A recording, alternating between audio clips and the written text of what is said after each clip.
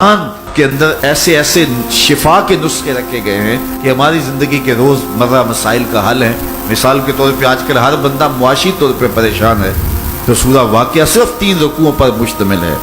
اگر یہ معمول زندگی بنا لے تو سورہ واقعہ جہاں ہوگی وہاں نحوستیں اور بے برکتیاں نہیں ہوں گی۔ سورہ یاسین پڑھو گے تو بے پناہ برکتیں اس کے دامن میں رکھی ہوئی ہیں۔ اسی طرح سورہ اخلاص صرف 3 مرتبہ پڑھیں گے تو پورے قرآن پڑھنے کا ثواب نصیب کر دیا جائے گا۔ ایک شخص حضور کی خدمت میں حاضر ہوا اور اس نے حضور سے کہا، کثیر العیال ہوں، ذرائع آمدنی بہت تھوڑے ہیں، تو میرے لیے کوئی دعا کیجئے، کوئی مجھے نسخہ بتائیے۔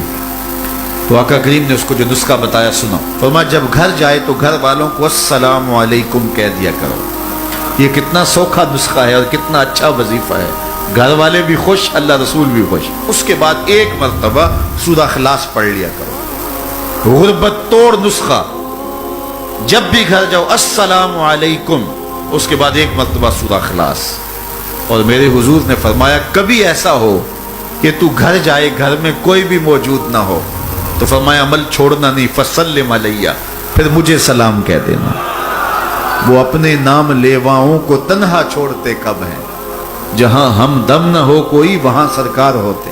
وہ کہتے ہیں میں عمل شروع کر دیا، گھر جاتا السلام علیکم، اس کے بعد السلام علیکم کے بعد میں سورہ اخلاص 1 بار پڑھ دیتا۔ اس عمل کی برکت سے میں نے تو امیر ہونا ہی ہونا تھا، میرے ہمسائے بھی امیر ہو گئے، میرے ہمسائے بھی امیر ہو گئے۔ تو قرآن کو اپنی زندگی میں بسا لو، قرآن کو شامل کر لو، دنیا بھی سنورے گی، قبر بھی سنورے گی، نزا کا عالم بھی سنورے گا، حشر میں بھی اجالے ہوں گے، جنت کی بہاریں بھی نصیب ہوں اور رسول اللہ کا ساتھ نصیب ہوگا۔ تو اس کتاب سے جڑو، اس کو ورق ورق پڑھو، اس کو حرف حرف پڑھو، اس کو رکوع رکوع پڑھو، اس کا ایک ایک آیت ممکن ہو تو ایک ایک آیت روز پڑھ لو، اور اس کو ترجمے اور تفسیر کے ساتھ، توضیح کے ساتھ، شان نزول کے ساتھ اس کتاب اللہ کی تلاوت کا معمول بناؤ۔ میرے حضور نے یہاں تک فرمایا کہ جو شخص قرآن پڑھتا ہے اس کے لہجے میں لکنت کی وجہ سے یا عجمی ہونے کی وجہ سے وہ اٹکتا ہے اور اس کا لہجہ ٹوٹتا ہے، تو میرے حضور نے فرمایا اللہ اس کو 2 ثواب عطا کرتا ہے، ایک قرآن پڑھنے کا ثواب اور ایک اس کو اٹکنے سے جو تکلیف ہوتی ہے، تو فرمایا اللہ اس کا بھی اس کو ثواب عطا کرتا ہے۔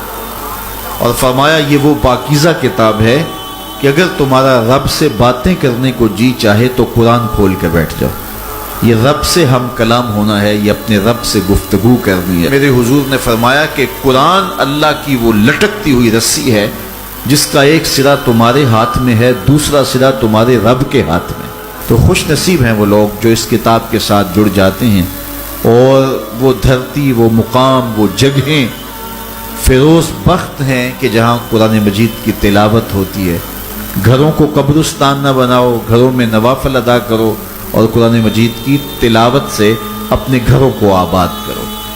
اگر گھر میں روزانہ کی بنیاد پہ قرآن مجید کی تلاوت کا معمول بن جائے تو پھر کوئی جن، کوئی بھوت، کوئی آسیب اور کوئی بدروح آپ کو تنگ نہیں کر سکتی۔ جہاں قرآن کی تلاوت تسلسل کے ساتھ ہوتی ہوگی وہاں جن نہیں ہوگا، وہاں ٹونے نہیں ہوں گے، وہاں جادو نہیں ہوگا، وہاں سایہ نہیں ہوگا، وہاں رحمت الہی کا سائبان تان دیا جائے گا۔ جہاں قرآن پڑھا جائے وہاں نزول باران ہوتا ہے، رحمتوں کی برسات ہوتی ہے۔